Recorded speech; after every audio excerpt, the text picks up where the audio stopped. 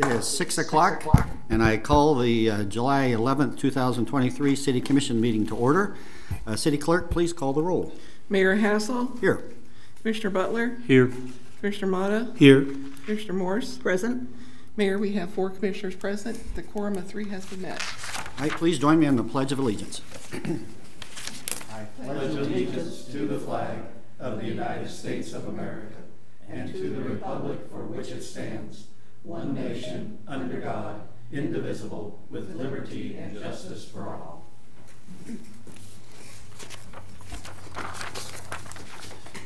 All right. Since it's the first legislative meeting of the month, public comments on items that are not on the agenda this evening are available to be made at this moment. If anybody would like to comment on something that we're not going to talk about later, now's your time to come forward. You'll have 5 minutes. Come on up, sign in, state your name and address. You'll have up to 5 minutes. We won't debate or engage, but we'll take your information, take what you say under consideration. Talking about this or not? Will you tell us what you're going to want to talk about, and I'll tell you if it's on the agenda. I'm talking about valuations and taxation. That's. Why don't you go ahead and finish signing in, but we'll have you wait on that until we get to that item. Okay, it is on the agenda. How late? Oh, 20 minutes. Okay. Revenue neutral is. Yeah, that's all. Yeah, and so that's what we'll. That's what I'm going to be talking about. Yeah. Okay. Okay. If you wanted to talk about potholes or parks and recreation or something like that, that's the time for that. So, all right. Is there anybody else want to talk about something that's not on tonight's agenda? All right. Well, we will close the public comment on that part, and we'll let you talk later, Mark. I'll give you the heads up when the time comes. Okay. Commissioner comments. Commissioner Walsh, you have anything? No. No. Okay. No. Okay. City Manager? I just wanted to let you all know and folks know we had a part go out at Seco Pool last week. The loaner part came in today and was installed and appears to be working appropriately and should hopefully overnight and tomorrow morning we'll get the pool balanced just in time for the heat advisory tomorrow. So hopefully we'll have all 3 pools and then the splash park's all working. So just wanted to make you aware of it. Good timing. Good. Glad that is up and going again. Okay, well, we'll move on to the consent agenda. Items on the consent agenda are those of a routine or housekeeping nature or items we have previously considered. A commissioner may request an item be moved for separate discussion. Commissioners, do you have any questions or comments on any consent agenda items? Nope. Nope. No. All right. Does anybody in the audience have any public comment on any consent agenda items? Not yet. All right. I will close public comment. Is there a motion from the commission? Mayor, I move that we approve the consent agenda as distributed. Is there a second? Second. Been moved by Commissioner Moore, second by Commissioner Mata to approve the consent agenda. Brenda, please call the roll. Commissioner Butler. Yes, except C1. I got to be consistent on my vote. No on C1, yes on everything else. Okay. Commissioner Mata. Yes. Commissioner Morse. Yes. Mayor Hassel. Yes. Motion carries 4-0 with the exception of C1, which carries 3-1. All right, we will move on to the general agenda, and we will begin with considering a policy manual resolution related to the use of city logos. City Attorney Katie Jackson. Good evening, Mayor and Commissioners. I'm going to introduce the item. We also have the city's outside counsel, Brian Meyer from Shook, Hardy, and Bacon. He provided assistance to us on what we'll talk about with the Johnny Kaw determination. We had to get assistance on intellectual property law since that's a specialized area. I'll do a brief introduction of the topic and then he will be appearing remotely. Tonight, the action before you is a policy manual resolution that relates to the city's official logos and does address Johnny Kaw. These are some examples of the official city logos that we have, but we have more. The city has had logos in use for many years for the different divisions and for the city's official logo, which is in the bottom right-hand corner. We haven't had a policy in the past about the use of the logos, other than obviously we want to ensure that they're used only for official city business and used appropriately. We do get requests sometimes to use the city logo, and that's can sometimes be awkward. We get like, here's some examples. We'll get a request if we have a local community foundation that wants to do fundraising for Sunset Zoo, and their materials, they might want to use the Sunset Zoo logo, which could be great for Sunset Zoo. We might get a request, and we've had a request from a television production company that wanted to use the Sunset Zoo logo in the show, and that would be a commercial use. And it's just kind of difficult for us without some guidance from the commission to determine what would be the type of use or how we should handle that, because this is owned by the city as a municipality, but it's also, of course, represents our business. So the policy tonight, and I'm going to talk about it after, we'll address the city logo use, and it also addresses the Johnny Kaw statue, and I'll turn it over to Brian here in just a minute. We also have requests, as you know, from individuals to use the name, image, or likeness of Johnny Kaw. The city has owned the statue. It's located in City Park. But the question that we've had that Brian will address for you is, do we have the right to license it for others to use it? So we've had also a request to use it in television shows by a production company, and there's a bar in Manhattan that uses the name, and that's also in Kansas City. And so again, for us to respond to those requests, we needed to get some research to see what rights we have to it, and then to get some guidance from the commission on how to respond to those requests. So I'm going to open, hopefully, just how do I pull them up on the screen here? Yeah. He can hear you. Oh, well, can I show them on the screen? He'll have to join by. I'll have to join too. Okay. Let's see. Well, no, you're fine. We're on Teams. He can see the screen. Okay. Okay. Brian, are you there? Yeah. Yes, I'm here. Okay. Can you hear me? Yep. We can hear you. Did he have something he wanted to share? No, it's fine. Brian, are you okay? We don't have the video up right now. Is there anything that you wanted to show? All we have is the picture of the Johnny Kaw statue, if that works for you. Yeah, I think that should work fine. Okay. Okay, Brian, if you want to go ahead and give some background for the commission and the members of the public, just on your research and the recommendation in the policy manual. Thank you. Sure, absolutely. Commissioners, it's a pleasure to appear before you here today. The city had asked me to analyze what kind of copyright protection the city might have with regard to the Johnny Kaw statue. If the city were to own a copyright in the statue, that would give them the ability to enforce that copyright and or license it to individuals who wanted to use it. So we investigated the history of Johnny Kaw statue based on newspaper reports, articles, materials that were prepared around the centennial of the city, and a number of other communications that we were able to find, and determine what copyright interests may exist or may not exist. The short answer is we believe that the Johnny Kaw statue copyright has been entered the public domain, and the city does not have a copyright interest in the statue. This is a very similar situation to what happened in the city of Chicago with the Picasso sculpture that's in Daley Plaza. Here, as there, a maquette of the statue was created in advance. There's no evidence that any copyright notice was applied to it, and as a result of that, the copyright is deemed to be donated to the public as soon as it is, quote, published. So sometime between the mid-1950s, when the maquettes and the Johnny Kaw statue were created, and when the statue was actually completed in 1966, a publication occurred, and without the formalities being observed, the copyright interest in that has been donated to the public such that anyone can use it without requiring a license from the city or any other entity.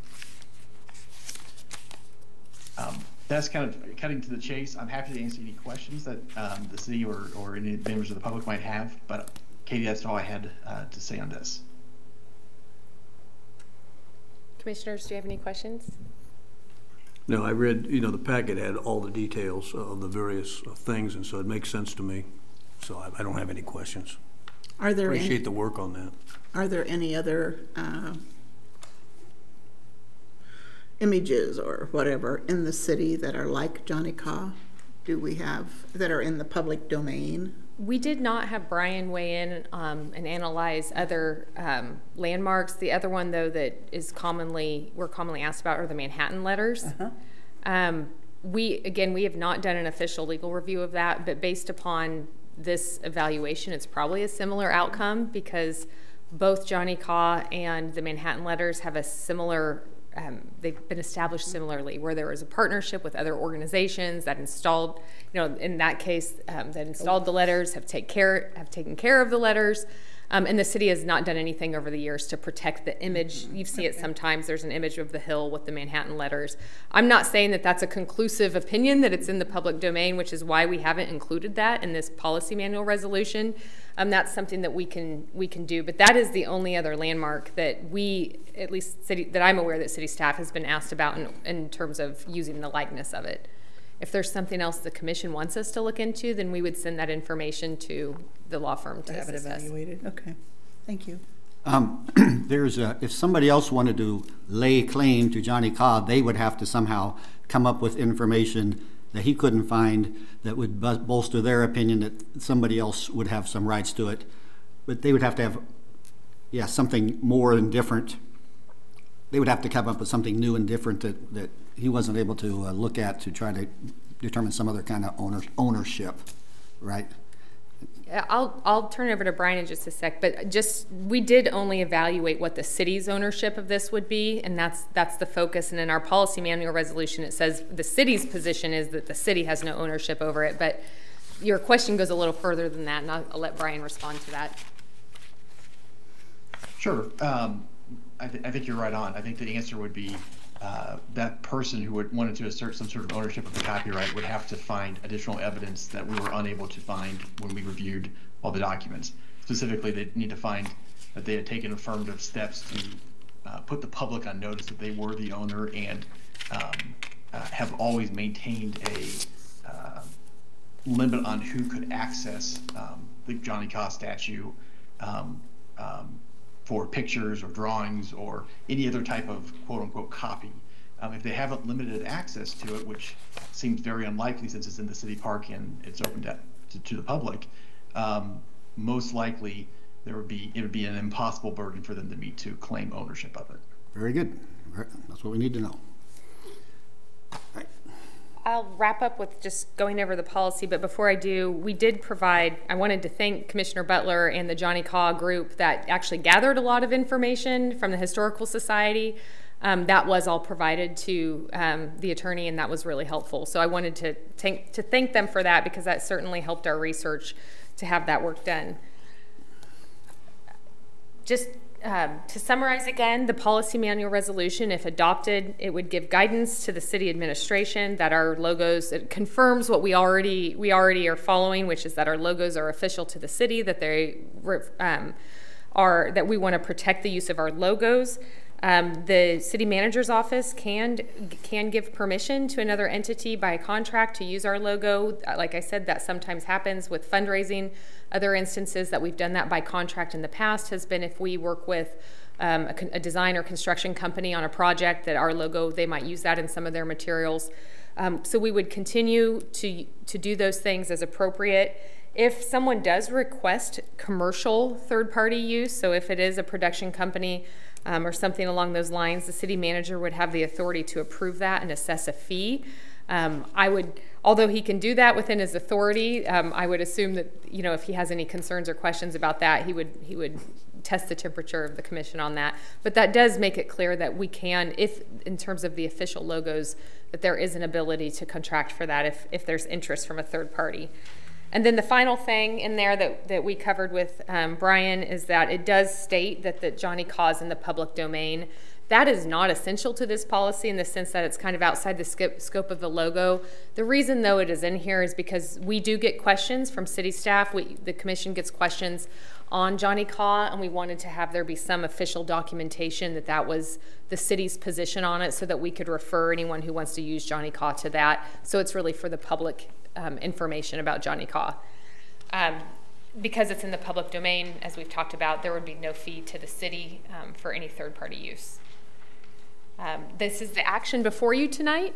Is to if you want to pass the policy manual resolution, this is the motion that's been provided, and we can stand for any questions about the policy manual resolution or for Brian. John? Yeah, I have a question, not about Johnny or for a lot of this, but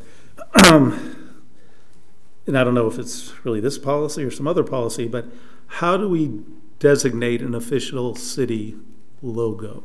How is that approved? And you may already know I was going to have a question because I got complaints about what was put up.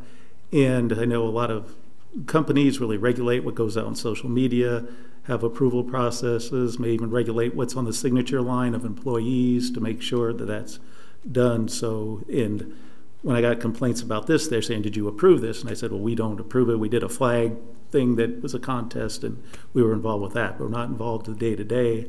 So obviously that came up, well, who's doing this and how is it vetted? Our logos have different histories. So the official logo that you see in the corner was designed by a design firm, and the variations of that, which includes the Public Works one that you see there, those were designed, I don't know, 8 to 10 years ago, I think, probably, where we converted to that logo. And we contracted with the design company. I don't know if Ron recalls if, the commission did not take action to adopt those logos. Let me put it that way. You might have shown them to the commission and gotten some feedback. These other logos, some of them have been used for many decades. So in terms of how they're adopted officially, the logos are, they have different histories, whether they were designed, but they were adopted by administration. The second part of your question is how can it be used? And some of the logos do have like a guide for the colors that can be used, how they can be adapted. The Public Works is a good one. In other words, they actually have a guide that goes with that says these colors have to be used, it can only be on this background and those things. That's all internal. I can't speak to some of these other logos because some of them... I mean, specifically, it was the Parks and Rec logo that was put up last month, yeah. which was when it was not that. It's now come back to that. That was the ones that people were, complaining about. Basically, to them, it mimicked a pride flag, and we're saying, are we taking a political stance? Are we endorsing? They give a whole bunch of different things concerns that they had. And I said, well, I'll ask the question, I'll look into it. And now since they even come to, oh, well, good, it's down. I said, well, I don't think it was because necessarily I said anything about it. But I said I would ask the question at the meeting. Yeah, those are kind of two different things. So one is the issue of whether or not we have guidance to the staff on how, like, what you can overlay the logo on. And that's like in the example of the Public Works logo, there is guidance about putting it on a white background or a black background or changing the colors. We don't have that for all of them. The second thing that's really there is who's in charge of our social media accounts. That's really, and we have a policy that the social media accounts, that there's an employee, depending on the department, there's an employee who has access to those accounts, who can update the content on those accounts, and that's all handled administratively. Because the accounts are through different departments, that's through, I can't speak to that. I don't know exactly in your example who did that, because the departments would be in charge of their account if they have an individual account. And I think you're talking about the Parks and Rec, right, various accounts. So those would all fall within the Parks and Rec department. And we have a social media policy that talks about just using those for city purposes, but it's pretty broad. It doesn't address the type of question you're asking, which is what is the flexibility of the employee to play around with the logo what the or person the has profile. is just an employee's whim and what they want to change it to and put it out. Again, I might just suggest that we strengthen that up some or make some sort of approval process of, how that's done. So if, someone to give it an eye, is if people are going to think that's political or sending a message or something that the city is endorsing or something like that. And again, it's very typical. I mean, that vetting process in companies and like what I've been involved with, even down to the signature line and the things that you can, and us being a government institution, people expect us to be pretty neutral on things that come out. And it's one thing to do stuff in-house among the employees, which is fine but when it comes to projecting it out into the public, then that's, I think, the only time the commission needs to be or might want to be involved with it. What you guys do during the day-to-day operations, fine, but when you throw stuff sort of out in the public, it's not unlike, let's just say, the Bud Light deal. Coors Light, Miller Light, everybody else is just as, have the same positions when it comes to DEI and all that stuff, but they sort of keep it all in-house corporate-wise, whereas Bud Light went out to the public and they got spanked for doing that, for no lack of a better term, so by a certain percentage of the public. So I guess that might be one of the things you guys can in-house is one thing. When it starts being projecting stuff out into the public, then that's where some people will get concerned, because that's now a different option for people and stuff. So, well, all of that falls within marketing, and marketing is under the city manager's purview. So if you want to give guidance to the city manager as to that, we don't have a policy that, let me back up. You don't have a policy the governing body is directing the marketing of the city. Okay. That's administrative. Yeah, and I wouldn't say go that far. I just saying I think we just need to be sensitive about it and make sure that we're reviewing it at a certain level if we're going to put it out on social media, because and I don't think it's good just to say, oh, it's different departments are going to decide what they're going to put out for their social media. I think there should be some other approval. It doesn't necessarily have to be the commission, but some other approval process internally to say, could this be interpreted differently than how you're seeing it, and are there any concerns, with that? That's all I'm asking for an administrative review process. Yeah. Okay, that's helpful. So that'd be something that the city manager could take under advisement and incorporate that into his administration. Yeah. My thinking is that the city manager has heard this discussion, and we'll make sure. I mean, this hasn't been in our domain in the past. No, and so I think, having just even heard this discussion, the staff will be more sensitive. Yeah, I just think, we just need to have a set of logos, and they need to remain neutral, and then that keeps everybody happy. Because I got several emails and complaints about, mostly the logos we were using on social media posts, some from Sunset Zoo, some from Parks and Rec, and they weren't the official logos. They'd put other things in there, and some people don't like it, and some people don't care. But I think what we've got to do is just stick to a neutral approach, so that we're not sending any message except this is Parks and Rec or this is Sunset Zoo and nothing else. And I would just say that there must be a certain citizen group that communicates with you, because I was totally unaware that there was even an issue. So I didn't get just to say I didn't know what you were talking about. Right. Still, if they use the Gaston flag, you might. Still don't know what you're talking about. I don't know what the logos looked like at the time. Okay. Any other questions for Katie or our high-powered attorney on Zoom? Okay. All right. Thank you. Well, let's open up to public comment on this policy manual resolution about the use of city logos. If you have an opinion about that, please come forward. If not, we'll close public comment. Is there a motion, Commission?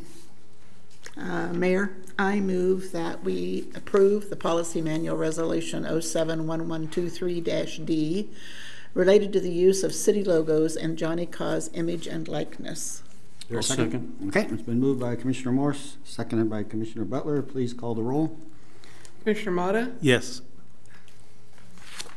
Commissioner Morse? Yes. Mayor Hassel? Yep.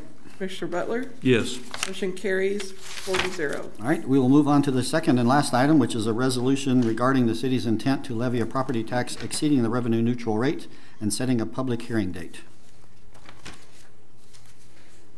Thank you, Mayor, Commissioners.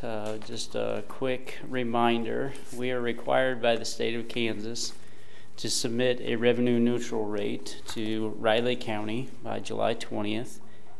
In that, we need to identify a mill levy at which we will not exceed.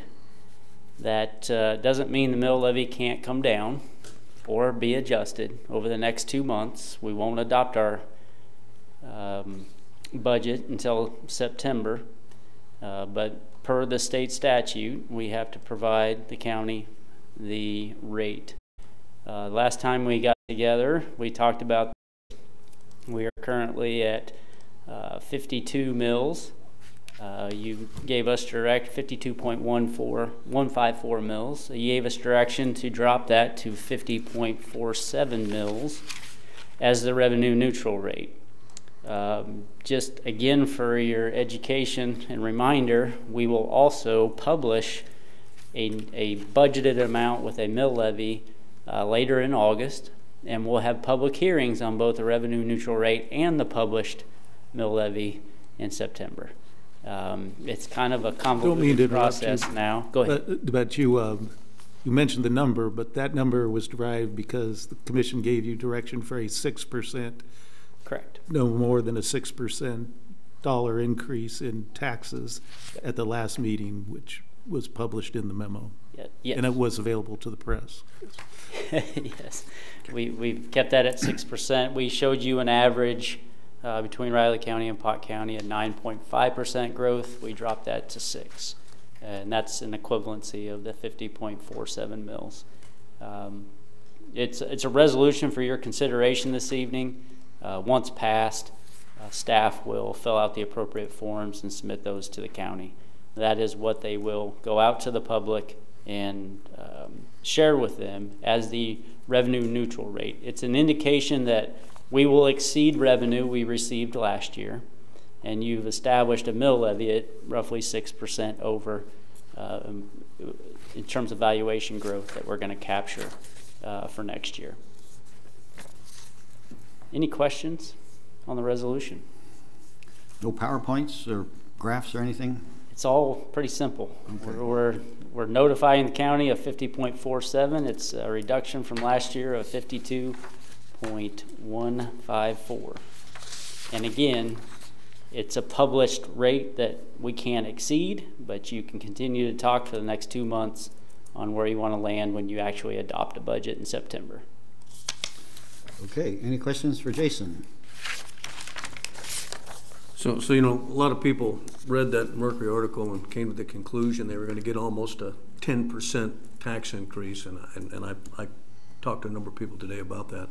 But according to our intent here, the worst case should be about a 6% tax increase, correct? It all does depend on your own residential property or commercial property.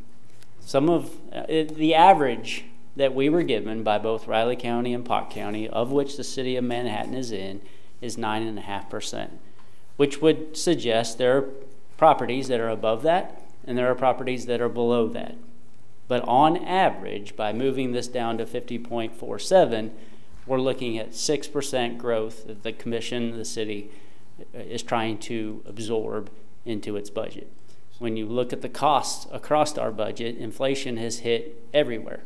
And that 6% is what we're trying to capture in order to provide the services for next year. So, but if somebody happened to, their house or business building did not increase in value for some unknown reason, their taxes would actually go down. No, they would still go up by the 6%.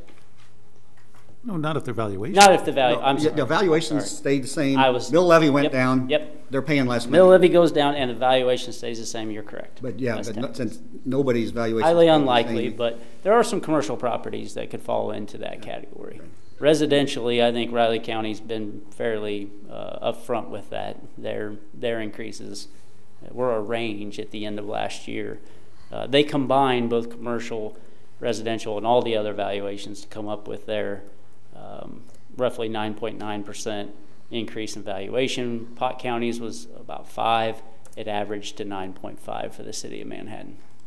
And also the police department budget is going up 6.5%, which the city will have to absorb. So actually the city isn't going to get a full 6% revenue increase with this mill levy. It's actually going to be somewhat below 6%. And Rebecca and I had that conversation. It's a little over 6 figures that we'll have to absorb, or talk to you about adjusting mill levies throughout the process. you may be able to increase the RCPD levy. You may be able to offset that somewhere else, but either way, you're going to come up with that money in the budgeting process. Yep. I was just going to, we talked about it on the radio this morning, and basically that 6% relates to about 1.98 million in additional revenue. Of that, as you said, 1.1 million is going to RCPD for that increase, and so and then about 203,000 for the library and about 656,000 for the city, based on the way we've apportioned the mill levy currently. Although we're hoping the library is going to sharpen their pencil and look at their numbers. And again, this sets a ceiling. Yep. And can always come down. Just can't go. It does set a ceiling that we can't exceed, though. And we can talk to you in the future about that 700,000. That's part of that 50.47 mill levy for the city, and where it goes by way of the general fund, which is all our operating budgets, our debt service, our employee benefit fund. We clearly are going to rely on sales tax and other revenues to fully cover those things. Property tax is a very small piece of what we do. I know you've heard that out of my mouth probably too many times, but I got every chance I get, I got to remind you. But yeah, just a reminder, today is a revenue neutral rate cap, and you can always give us direction until September, until we pass the budget, to do something lower, but not higher. We never talk about how we fund the fire department. Since it's obviously, is it, how is that, I don't see a mill levy for fire anywhere other than for equipment and stuff. So the fire department's budget is going to be around $9 million for this year. If we took every mill in the general fund and applied it to the fire department, it would cover probably half. Yeah, so when we say that all of the property tax that we collect, a bunch of it goes to the police department, some of it goes to the library, we couldn't even pay the fire department out of the property taxes. No. So is that all comes out as sales tax and fees and Yep. municipal court costs Franchise and fees, dog municipal tags court, and yep, all the parking tickets and all the other revenues we generate. Yep, and sales tax is predominantly the source. there you go. All right, let's open it up to the public, and let's get a private sector appraiser. Here's his opinion on this. Come on up here for public comment, and then you'll get your chance too, ma'am, in a minute. Okay.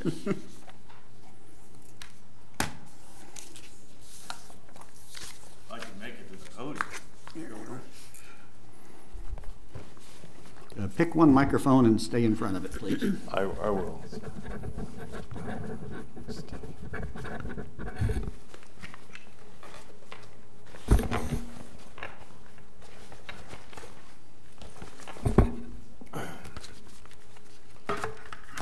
Well, since I've already written my name, I wanted to say good evening to all the commissioners. And, Go ahead and state your name and address, too. Okay, Mark Wilson. Got it.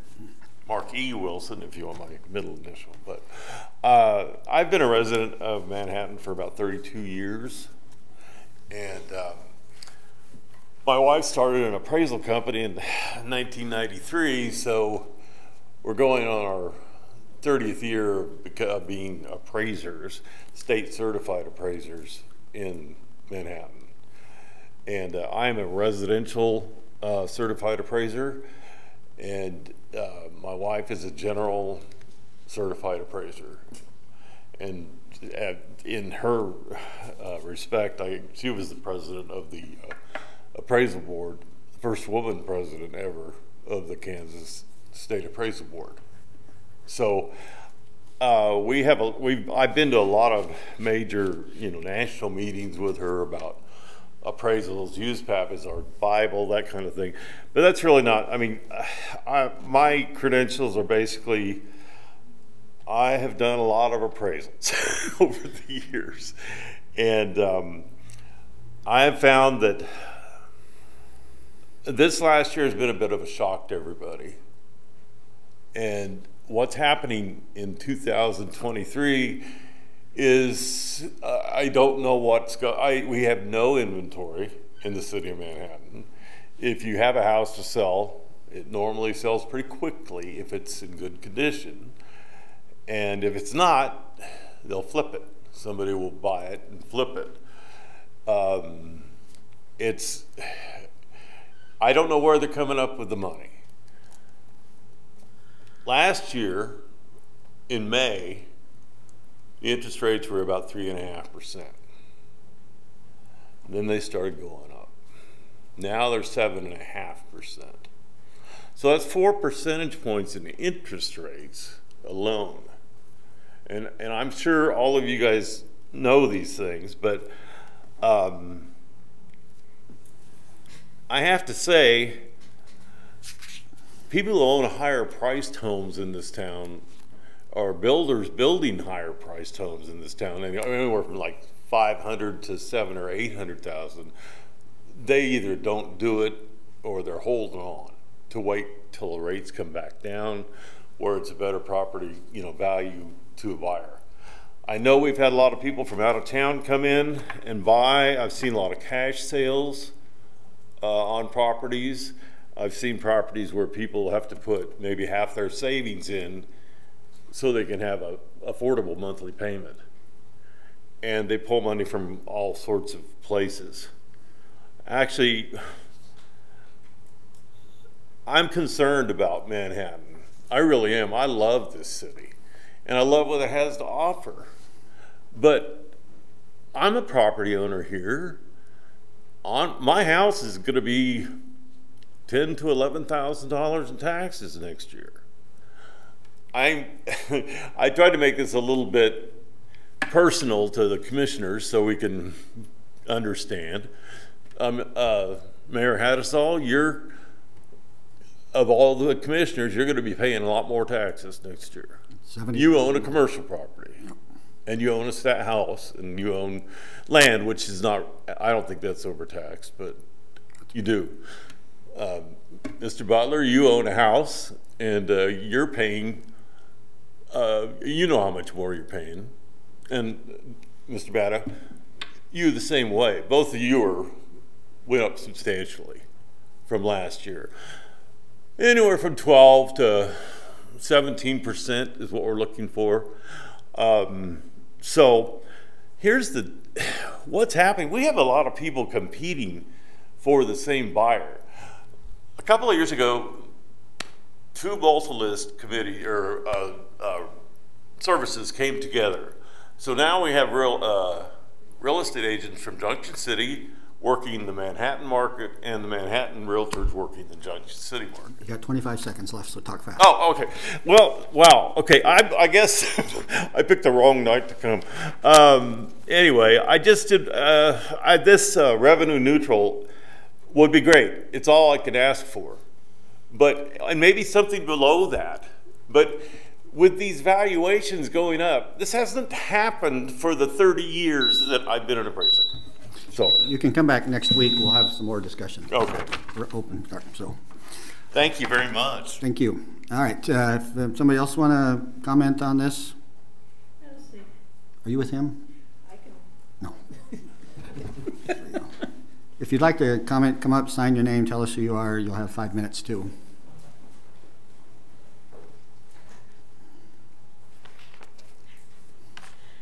I don't have, I think Mr. Wilson covered it very well. Joyce Bright, and I think, exceeding I think he alluded to property tax increases, and some are just going through the roof for others. And Manhattan, as you're well aware, Manhattan has houses are constantly being sold and bought and sold, and you don't often find, because we have so many people moving into town and moving out, you don't often find people who stay in their house for 20, 30, 40, 50 years. And so, the people that are going to stay in their house that long, they're going to improve it. Now, you just see people flipping houses. In some ways that's good, because you're seeing a house that is improved, but it's also, people who flip a house, they want to earn money. That's obvious. And so the house, when it goes on the market again, it is much higher, and the value is much higher, I should say, and also the property taxes. And so, do we really need to exceed this revenue neutral rate? because the properties are already going up in value. And is it necessary to do this? That's kind of concludes. And I hope to just say I hope to be at the meeting on September 5th and hope you will have a few more citizens from Manhattan and the surrounding area here. So I thank you. Sign in on the sheet, please. Oh, there's no sign-in sheet. Where'd it go? There should be. Mark, you may have grabbed it. Mark, did you have your papers? You may have accidentally picked it up there. Did you take it? He was on the wrong side. He was on a totally different side of the. Uh-oh. Where's the police when you need one? Is anybody else you want to weigh in on this at all? I was here for the Anderson water line. I guess I'm late though. You are. Did we have something on there? Yeah. Yep. You missed it. We passed it. It's going forward. Okay. All right. I'll go ahead and close public comment. Is there any other discussion?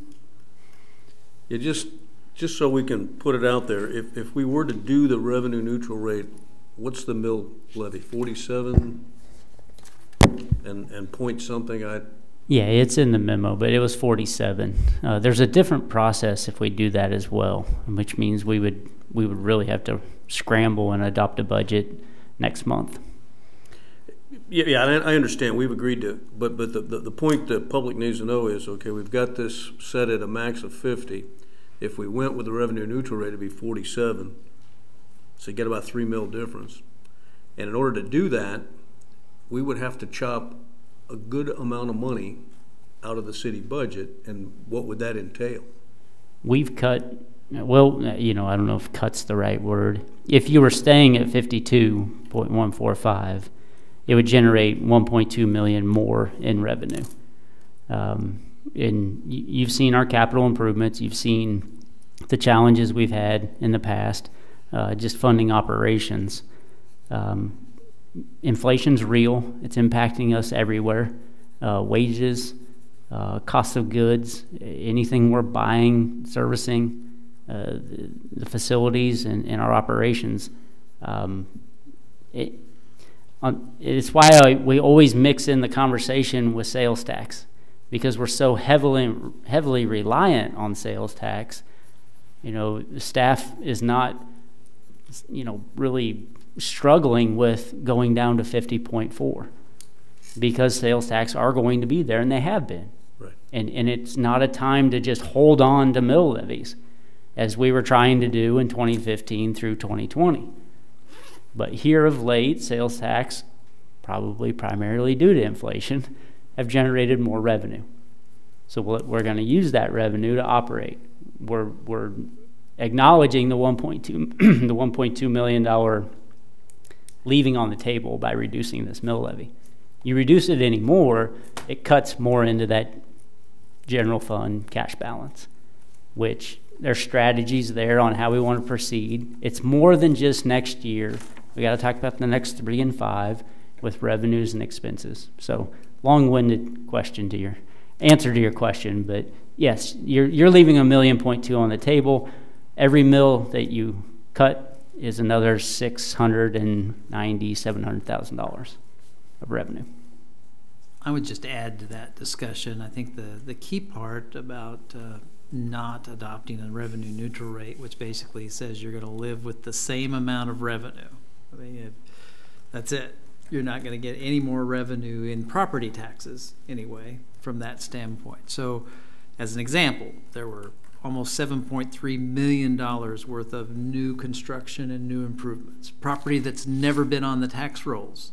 We don't capture any of that by staying at the revenue neutral rate. So in essence, that certainly helps everybody else out. But at the same time, we're trying to provide a consistent level of services, and as we grow, there's more services. So it's difficult to meet those challenges. And just, you've seen the cost of vehicles. I mean, we're buying used vehicles because we can't afford to buy new ones because the prices are just outlandish compared to what we've budgeted for and what we've offered to pay in the past. So those are complex issue, and I certainly understand the argument, but it's one of those things where, you know, and there's a lot of smaller communities in the state of Kansas that probably is reflective of why the revenue neutral rate came about that are actually diminishing in value. They don't have any new construction, and so that's even more challenging for them. And I think that's where the genesis of the revenue neutral rate probably came from. But you know, even if we could just capture that new valuation, which in this case is about $380,000 in taxes, now that doesn't spread the increased growth even of the police department. So those are some of our challenges that we face, and we think it's appropriate to at least capture that. And we're certainly, the commission at this point is willing to do that and some more, because I think you've recognized that. But we've got a couple more months of discussion before we have to. Yeah, my point is I understand all that, and as I said earlier, the revenue neutral rate just is a bad idea because of what you just said. But we've got to be able to articulate to the public, you know, exactly why, you know, we have to go with a 6%. Because, you know, we've got people still want to build an indoor pool. You know, I saw a Parks and Rec thing on came in, $40 million indoor pool. Well, that's not on the table with this kind of a budget. Not on the table at all. We're not going to have the money for that.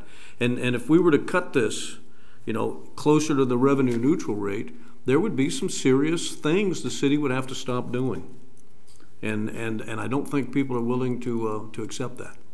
You know, when the Parks and Recreation Department was underfunded, people squealed like pigs. And when they're already still complaining about potholes, because even though we got the extra sales tax money to help prop up road improvements, people still notice, why aren't you fixing the potholes? Well, give us another $2 million in property tax, we'll get every pothole in town fixed for 6 months or a year, or then we'll do it again the year after that. And so I just hope you guys both go show up at the county commission meeting and go to the school board, for crying out loud. They have no budget discussions about mill levy, because they just levy the maximum amount allowable by law, and they never even consider not increasing their budget as much as possible by law. That's how they do maximum local option budget, they do maximum capital improvements budget, they do maximum everything that they got, every cent that they can possibly charge in property taxes, they levy that, and that's 39% of your property taxes, the school board, and there's never any discussion about them not applying the maximum amount of taxation. The county is talking about 8% COLA was what recommended to them. I don't think they'll do that, but their initial estimates were a 2 mil increase. We're looking at a $1.5 million increase, and people are mad at us. Well, we're not the problem. We're paying for the police, we're paying for the library. We can't even pay for the fire department out of property taxes because we don't have enough. And so it's one of those things where if you want to cut the budget, come up with some bright ideas. What don't you want? You don't want parks and recreation programs, you don't want the zoo, you don't want the potholes fixed, you don't want the fire department to answer in 7 to 10 minutes, whatever their target date is. If we can get 51% of the people to agree where we should cut the budget, we can do that. The problem is 20% want this part cut, 20% want that part cut. Don't touch that part, but you can cut those guys' part. And that's really the bottom line, is that everybody's got their favorite part of city services that they want, and they don't want that cut, but they're willing to cut somebody else's favorite part because they don't use that. And so that's really the conundrum that we're in. But the point is property taxes that the city levy goes to police department, library, and a little bit of stuff, and we can't even pay the fire department out of it because we don't get enough of it that way. So anybody want to make a motion or continue to comment? Just go ahead, please. Okay, this might be redundant, but had a lot of discussions with people. A lot of it was spurred on by the erroneous reporting of the Mercury about the 9.5% increase. And while they were happy when I told them that it was really going to be 6%, then the question was, why 6% was there? And I know one person commented that they were on some federal retirement program. They're getting 4.4. So what are they supposed to do? Why can't you live with what I have to live with, type of thing? And I think Mark and Wynn have gone over a lot of the stuff and the reasons why. But just to add another statistic, we only get 1/3 of the property taxes for the city operations that are here. And while I think it's our obligation to keep those expenses down as much as possible, we're really not going to help or hurt as much as the others can do. Because when you see our property tax bill, basically a third of it is what it really gets to operate with. I mean, your county and of course the school board, that's the big kahuna, is there. So we are going to do everything we can to even get lower than this number, but you're not going to see that huge of an impact by us doing it, because we're spending a really small amount in total. Jason mentioned it, sales, which really drives us here and gets us to be able to get that budget done.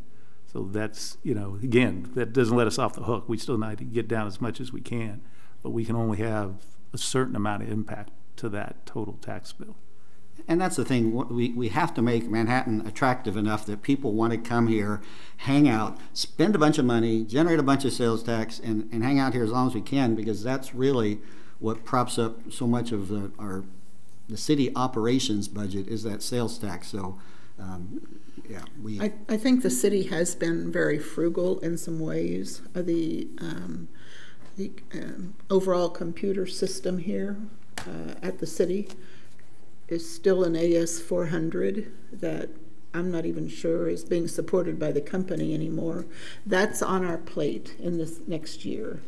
And it has to be, I think, over more than 1 year. It's a major expense, and it's something we have to do. And for all of you who have complained about our customer service for billing, that will solve. We have to install it. You know how rough installations are. At least I do. And it'll be, might be bumpy, but in the end, it will be a big boon for our city and the smooth operations that we have for finance and payroll and all of, I don't know about payroll. Anyway, for all of our financial systems.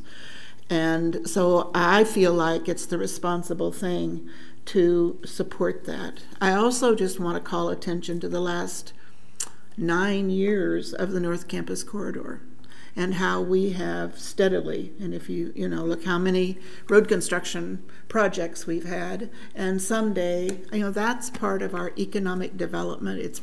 It's what people come here and say, I can't believe Manhattan, you're just doing so many things, And yes, we are, but it costs us too. And it means we can't do some other things. So I can't wait for a city commission in the future to not have the North Campus Corridor be on their plate because it takes money away from other things. We have some just big projects coming also, and they aren't going to go away. They're all looming out there, but they've been stacked up in line waiting for some time now, and we just have to chip away at them. I own my own home too, I was going to say, Mark. I'm just not on the big house department. Yeah, the least. Yeah, I have the least property taxes, and probably in the room. But at any rate, sure, my property taxes go up too, but it is.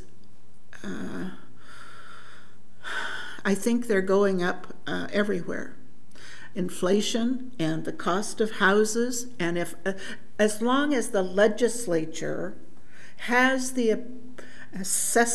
appraisal process that is the current law, and it's been like that for a good long time, nothing's going to change. And so it's the value of your house times the mill levy, and that value, that's what drives our property taxes. And I know you all know that better than I do probably, but it is a fact of life.